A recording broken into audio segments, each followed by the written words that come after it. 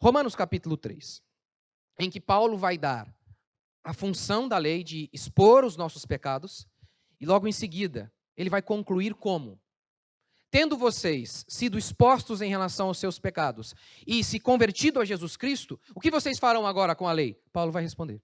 Vamos lá. Romanos capítulo 3. Mas agora a justiça de Deus se manifestou, sem lei. Como assim sem lei? Eu e você estávamos no tribunal de Deus e nós éramos injustos. Mas a justiça de Cristo foi atribuída a todos aqueles que creem. Deus então salva o homem de uma maneira justa. Ele salva o homem de uma maneira justa. O homem pecou e o homem tem que morrer. Jesus encarna e, como homem, morre em nosso lugar. E assim como nós recebemos a culpa de Adão, nada mais justo recebermos a justiça de Jesus Cristo. Este é o sentido. Sem lei se manifestou a justiça de Deus. O povo de Deus não cumpriu a lei, mas Jesus Cristo cumpriu. E os feitos de Jesus foram atribuídos aos crentes. Atestada pela lei e pelos profetas, ou seja, Paulo está argumentando, o que eu estou pregando aqui não é uma invenção minha, isso já foi anunciado na própria lei e nos livros proféticos. Isto é, a justiça de Deus por meio da fé em Jesus Cristo, por todos os que creem, pois não há distinção. Porque todos pecaram e estão destituídos da glória de Deus, sendo justificados gratuitamente pela sua graça, é de graça a salvação, sem nenhum pré-requisito. Por meio da redenção que há em Cristo Jesus, a quem Deus ofereceu como sacrifício propiciatório, por meio da fé, pelo seu sangue, para a demonstração da sua justiça. Na sua paciência, Deus deixou de punir os pecados anteriormente cometidos, para a demonstração da sua justiça no tempo presente. Ou seja, aqueles bezerros não pagavam a culpa do homem. Jesus Cristo, sim, o Cordeiro de Deus que tira o pecado do mundo. Em Jesus Cristo a justiça foi feita, para a demonstração da sua justiça no tempo presente, para que ele seja justo e também justificador daquele que tem fé em Jesus.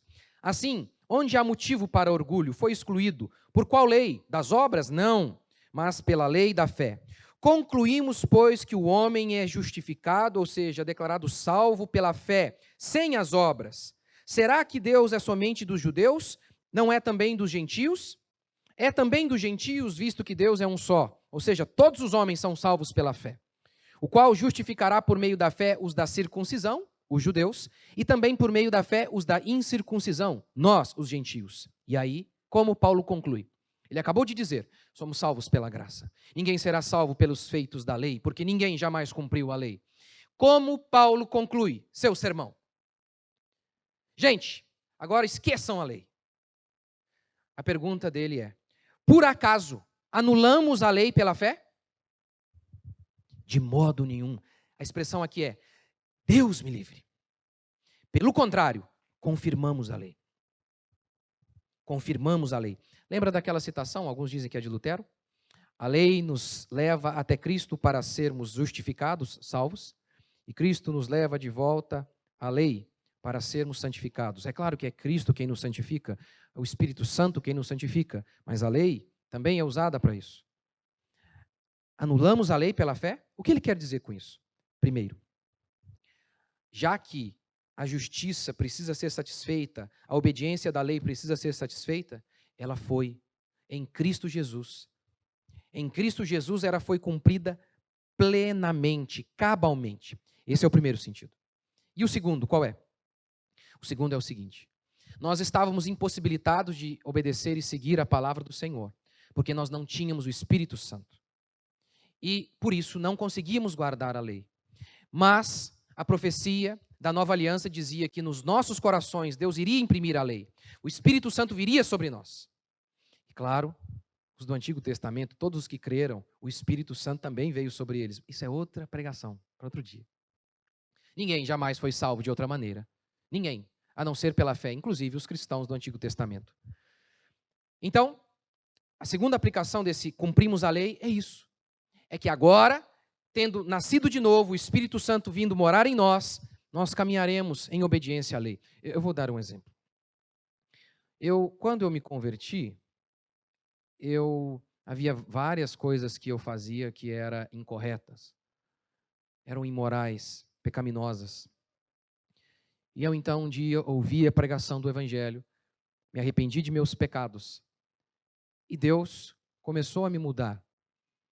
E eu comecei a jogar fora pertences que não mais me pertenciam, coisas mundanas e morais. Por quê? Por que eu fiz isso? Porque a salvação não é um carimbo na testa, salvo. A salvação é o milagre de Deus vir e habitar no pecador e começar a transformá-lo dia após dia, ano após ano. Deus nos mudar. Eu acho engraçado que hoje eu estou aqui pregando, porque isso é um milagre.